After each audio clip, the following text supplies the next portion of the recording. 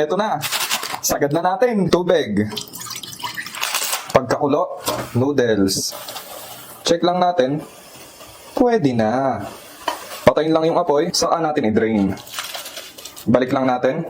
Butter. Ang silbi lang na to para hindi siya masyadong maglapot. Quick melt. Cheese whiz. Sabi ko sa inyo, sagad na to eh. Cheese powder. Pampaanghang. Sagad na rin natin yan. Nestle cream. Grabe. Sarap na to. Add lang tayo ng pasta water. Saka natin buksan yung apoy. Grabe to. Mukha lang siyang matubig pero magtithicken yan. Di pa doon nagtatapos. Mozzarella. Sliced cheese. Takpan. Ay, grabe. Grabe.